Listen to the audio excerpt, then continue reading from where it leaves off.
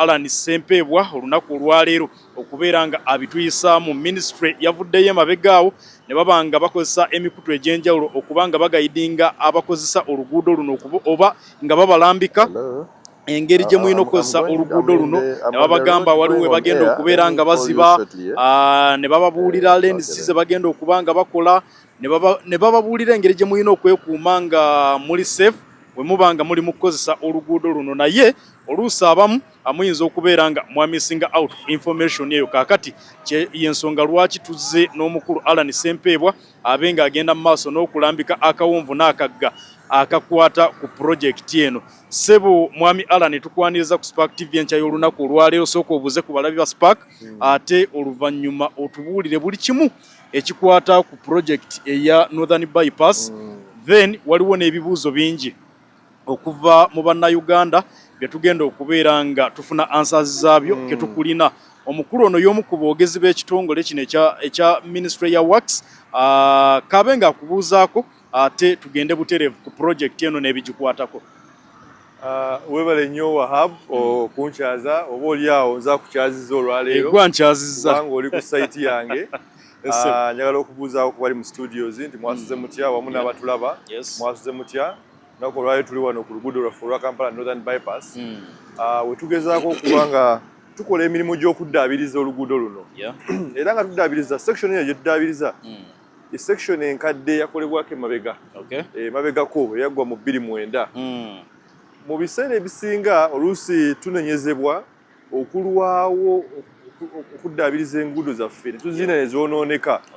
Mazima teebereza senga twalina aganya ku luguudo lwa Kampala Northern Bypass. Oluguudo luno okutwalako emabega katono lwe lutugatta ku nsi ez'enjawulo ezitwetoolodde mu mawanga ga East Africa. Lwe luleeta ebintu okuva ku border ey'ebugwanjuba mu Eastern Region ne lutambuza okweyongerayo ki mu nsi endala ezitwetoolodde. N'olwekyo lulina kyamaanyi nnyo kye lugatta ku byenkulaakulana by'eggwanga lyaffe Uganda.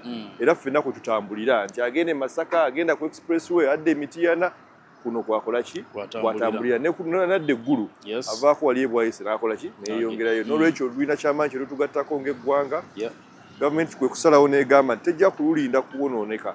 Bwe twalaba tutandise okubaamu ennyafa n'enjatika netugamba nti katukole ki tuludduukirire tulwanguyire ng'obudde bukyakola ki nga bukyali nga n'ensimbi we ziri. Omuzungu agamba stitch in time saves 9. Nti ojja mu budde nga twanabaawo kikola ki kyonoonese. N'olwekyo teri yantusonyiye senga twalinda aganya ne gajja ku luguudo luno. Kyetubale tukola emabegakaawo twatandikira ku ludda lw'e Busega ne tujja bwe tutyo ne tusika tusenvudde tuli ku section esembayo. Bannaffe tubate tubaleke mukole ki mweyagalire mu kitundu kino nga bulijjo. Tulaba nti wano we tuyimiridde waliwo engeri gye mwadaivatinze traffic kuba ndaba nti kati emmotoka n'ebidduka eby'enjawulo bakozesa leeni emu. Normally eyo leeni yeefulumya emmotoka zino okudda sayidi z'e Busega ne kaakati n'eziyingira ze bakozesa. Waliyo ekitundu ekirala ekiri intercepted oba wano wokka. Munnayuganda alaba Spark mu kaseera kano yali agadde okubeera ng'alambikibwa amanye changes oba enkyukakyuka mu ntambula y'ebidduka ku kkubo lino. Kyoleese nno kirungi nnyo kubanga kiraga engeri gye tugenda okukolamu emirimu mu kitundu kino nga n'emmotoka zeeyongera okukola ki okukozesa ekitundu kino. Kyova olaba tugambye emmotoka kugenda kukozesa bitundu birala weewaawo ayagadde atayagala kukosebwa nnyo namugotteko oba okulinda okuli mu kitundu kino asobola okukozesa ebitundu ebirala. Naye ku lwaffe tugambye nga bwe tukola mu kitundu kino katuteekewo ekitundu etuyise diversion emmotoka wesobola okukola ki n'ab'ebidduka okwongera okukola ki okutambula n'ebyabwe. Tetugaddeewo oluguudo ntuluggaliddewo ddala tugadde section eno ne tukwata ku section eri endala evaako eziva oludda luli olw'Entebbe ne tugigabanyaamu tusobozese emmotoka zino okukola ki okutambula. N'olwekyo wadde zitambula kasoobo naye tumanyi tulina kyamaanyi gye tukoze okulaba nti tetusanyalaza bya ntambula mu kitundu kino. Emmotoka zikyasobola okukola ki okutambula. Era oziraba nti zirikola ki zimala ne zeeyuna ku luguudo luno zeeyongerayo ebwayise paka Kaleerwe. Ate nekyo kitwagambye contractor kwe kulabanga kugamba fuba okukola kyonna ekisoboka okuteekawo ebiragiriza obupande okuteekawo n'akaguudo kano ke tuyita diversion mu kitundu kino Yes. kisobozese emmotoka okweyongera okutambula nga naye bwakola emirimu gino Okay. ate n'okukola ekiro njala okutegeeza nti wano we tuyimiridde yakozeewo kiro Hey. yakozeewo kiro amatala kwegali asobola okukola ekiro Okay. twamusabye akole ekiro na misana emirimu egisobola okukolebwa ekiro gikolebwa ekiro n'olwekyo tusobole okukola kyokulukola ku budde n'emirimu gino okulaba nga giggwa mangu. Mwami Alan, Munnayuganda alaba Spark mu kaseera kano yali agadde okumanya pulojekiti eno ey'okuddaabiriza section eno gye baayise Namuŋŋoona bwayise egenda kutwala bbanga ki okuba nga emaliriziddwa? Tusuubira nti tejja kitwalira myezi gisukka 2. Twewadde kumpi emyezi 2 oba ennaku nga 6 okulaba nga omulimu guno gukolebwa ne guggwa. Naye ate tumanyi nti senga akola ku speed naye waayo n'akola butaweera asobola okumaliriza section eno mu budde n'ennaku ezo enkaaga nezitatuuka nga amaliriza. Mpozi ekibuuzo ekirala kye nali agadde okubeera nga tulambika tusobola otambula mpolampola abantu bwe beeyongera okulaba engeri roadworks zino bwe ziri nga bwe tuwayaamu mpolampola. Ekkubo lino tulaba nti mukola naye ate abalikozesa ab'ebidduka ab'enjawulo basigadde babikozesa ab'amapikipiki ab'emmotoka ennene n'entono. Biki omuntu akozesa ekkubo lino nga liri under construction byalina okubeera nga yeerinda? Ekisooka kwe kufaayo okulokola obudde. Ndabyeyoko leero abakedde ku mikutu gya social media ne bagamba nti bannayinza ntuuse leeti ku mulimu. Kyetwasabye bannayuganda ddala abakozesa oluguudo luno okulaba nti batuwa kadde kano tukole omulimu guno. Weewaawo waliwo ebiteewalika nti bwe tuba tukola wabeerawo era okutaataganya mu byentambula. Ekisuubirwa wonna buli sayiti yonna yonna ekolebwako bwe baggala enguudo zino okukola emirimu gino okutaataganyizibwa kuno kubeerawo. Genda wonna mu mawanga gonna. N'olwekyo tumanyi nti okukola omulimu guno wabaawo okutaataganyizibwa okubeerawo okwakaseera. Naye ffe kye tulina okukola okwaffe kwe kulaba nga tuba tuteekayo nnyo essira mu kuteekawo obupande mu kulagiriza abatambula mu traffic police mujjabe wali ku nkulungo weeri okukola ekiro n'emisana okukola mu bwangu. Naye kati ffe ku lwaffe abakolera ku luguudo abatambulira ku luguudo luno tuba tulina ate okwewala omugotteko guno oba n'okulwisibwawo. Kwe kulaba nti tujja ku luguudo luno mu budde bw'omanya nti yonna jjojja okukeera okeerera ddala nnyo okusingako nga wadde okeera bulijjo ne weewala oluusi akalipagana kali nti abadde ava ewaka ku ssaawa 12 kati osobola okuvayo ku ssaawa 11 osobola okwewala oba okulwisibwawo mu kitundu kino kubanga tekyewalika nga bwe nkugambye olw'emirimu egigenda mu maaso wadde nga twataddewo ka diversion kano naye era tumanyi nti era olaba emmotoka zitambula kasobo nga bw'oziraba. So n'olwekyo ekyo nakyo kiri awo. So n'olwekyo bantu twabagambye beewale manya okufaayo keera okupulaninga engendo zaabwe mu kadde beewale embeera eno bweti eriwo. N'ekirala kuvuga n'obwegendereza. Okuvuga n'obwegendereza tetunabaayo kubaawo ku luno mabegakaawo eri abadde bajja ne bajjawo barriers bino ne bayitawo okuga ne batataganya entambula kyamu naye n'asukkirira kuba bakijjawo ne bakizza eri bayitewo. Abalala babadde babitomera. Abalala babadde bajja ne batomera obupande obwo nga obuzibu bwe twali tusanga. Naye ku luno bannayuganda badde n'empisa abavugira ku luguudo luno. Tunabaayo n'aleeta kavuyo tunabaayo atomera barriers bino nakubijjawo okuleeta kavuyo eri abo ab'amaanyi abo abatera okugira ne bataataganya emirimu gyaffe tetunnakiraba ku mulundi guno. Kugamba bakuumye obuvunaanyizibwa naffe kijja tusobose okukola omulimu gwaffe. Gwe Munnayuganda ali ku Spark TV essaawa eno yennyini tuli wano ku Northern Bypass.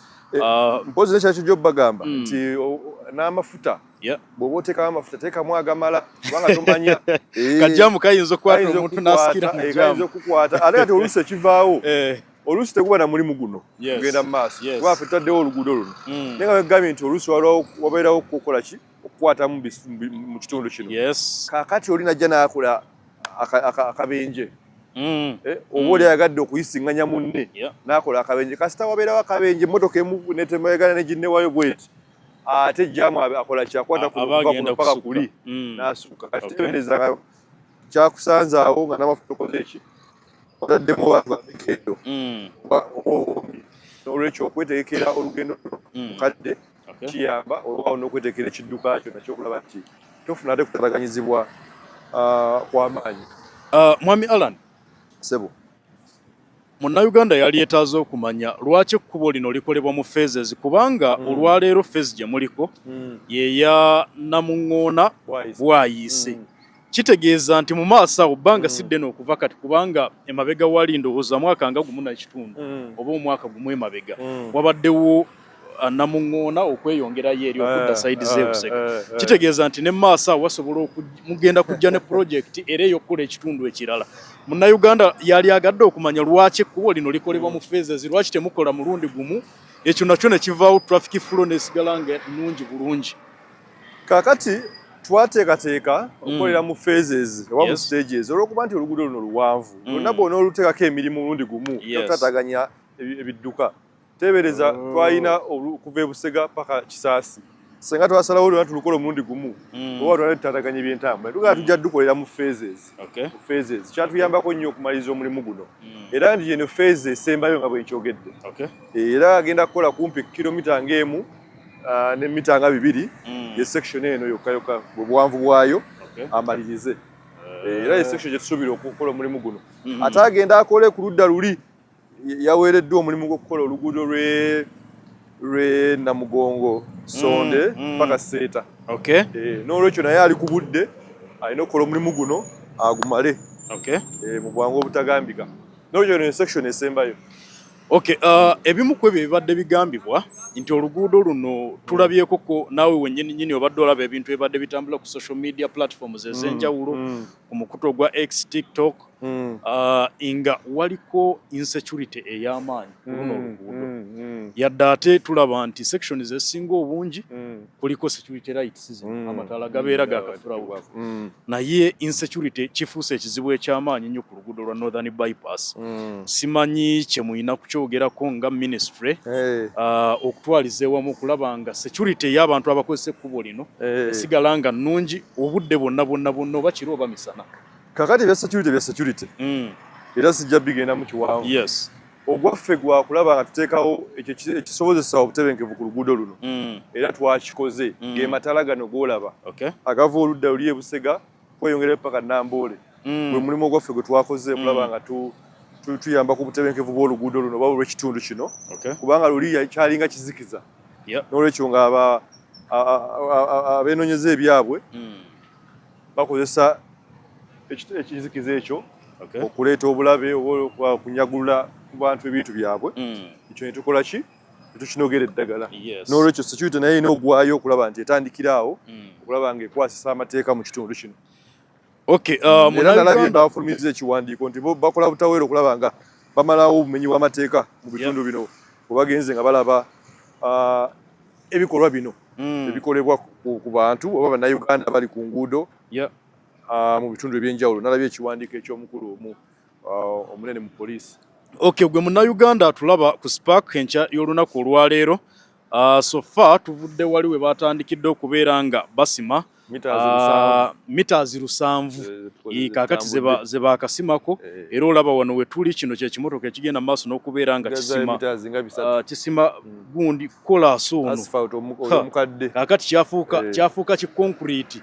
So n'emmotoka endala yiri wali naye eriko ebintu ebiriko roadworks zigendera ddala mu maaso. Kati kye bakoze bakiyita scarification. Bajjayo asphalt ne bamugjayo ne bamumiiringa ne bakola gye tuyita base processing.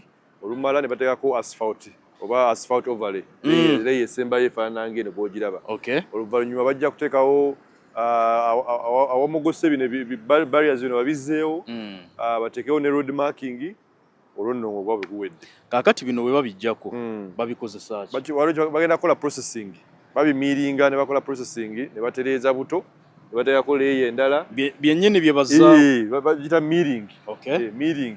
Ne bakola kye bayita processing. Babikozesa okuprocessinga leeya endala eya base eyo kwe bava ne bateekako ate leeya endala esembayo eya asphalt. Mwami Ssempebwa nga ngenda okusiibula nina akabuuzo waliwo kenfunye okuva ku social media wano omulabi waffe nga mbuuza nti kigambibwa nti oluguudo luno lwalina kubeera lwa layers nnya side ne side nga abuuza okyogerako ki ekyo mu ddakiika ng'emu. Kakati lwa dual carriageway eyasookebwa yayite mala ye mulaba eno yasooka okukolebwako nga ne twongerako lane endala bbiri ye phase ey'okubiri gye twakolera Kampala Northern Bypass. Kakati oba towezezza ennya nti bbiri ezitwala ne bbiri ezikola ki lwagaziyizibwa okusooka waliwo lane phase eyasookebwa yali ya lanes bbiri zonna zitambulira okwo twongerako endala nekibanga kiggwayo bulungi okugaziwa. Ebigambo ebisembayo nga tusiibula abalabi ba Spark enkya ya leero. Ebisembayo kusaba bannayuganda kutwegattako okuwagira omulimu guno ogenda mu maaso. Zino nteekateeka za gavumenti ziraga nti gavumenti efaayo eri bannayuganda weewaawo n'okutumbula ebyenfuna mu ggwanga lyaffe Uganda. Naye ate tekiva ne ku ekyo n'okutumbula ebyenfuna mu region eno etwetoolodde eya East Africa kubanga luno oluguudo lulina kyamaanyi kye lutugattako ku byenkulaakulana by'eggwanga lyaffe Uganda waawo n'amawanga gatwetoolodde. N'olwekyo kyova olaba essira liri ku luguudo luno. Kyova olaba tukoze kiri kye nnaggambye omuzungu kyagamba nti stitch in time saves 9. Teeberezanga obadde n'ekinnya ku luguudo luno teri ayinza kutusonyiwa ekyo mbadde nkyogera teri ajja kutusonyiwa. N'olwekyo tumanyi nti nno bwe kinaba kiwedde mukulu oyo alina kyayogedde awo tumanyi nti bwe gunaaba guwedde weewaawo kijja kubako kyamaanyi kye kitugattako ng'eggwanga lyaffe Uganda. Nammwe bannayuganda ebivumo ebibadde muweereza gavumenti obutafaayo ku nguudo zaayo bijja kendeera babeera bagijjukiza bijja kendeera. N'olwekyo tusaga nti oli yazze n'akola omulimu guno kyoba oli amalya ga nsimbi kirina kyamaanyi gye tugenda okutuyamba n'okuuma oluguudo luno mu mbeera gye tulwagalamu nga bannayuganda. Kampala Northern Bypass eno eringa ring road tebereza buli omu kwava. N'olwekyo kitukakatako okulaba tukola buli kimu kisoboka okulukuuma nga luli ku mutindo. Kale tweyanza genjagala kuzaayo ewa Keifas ne Milka mu studio babenga ate bakwongerayo ne program eya Spark ku makya naye nga olunaku olwaleero ku makya mu kitundu kyo tubadde n'omukulu Ssempebwa Alan omu ku boogezi b'ekitongole ekyo eky'ebyenguudo ng'agenda mu maaso n'okubeera nga alambulula akawunvu n'akagga ku project eya Northern Bypass mu mbeera ey'okuba nti oluguudo luno bali mu dduddaabiriza okuva e Namuŋŋoona okutuukira ddala wali e Bwayiise. Eno side tebannaba kubanga batandika okusima naye ndowooza nti we bunaazibira olwaleero nayo bajja kubeera nga basimyeyo. Olabye nti gye tuvudde eri buli kimu kyonna kyasobodde okubeera nga kitambulira ddala bulungi basimyeyo buli kimu ne kiggwa. So bwetyo butambudde enkya ya leero tova ku Spark TV njagala kukwagaliza olunaku olulungi siiba bulungi weeraba.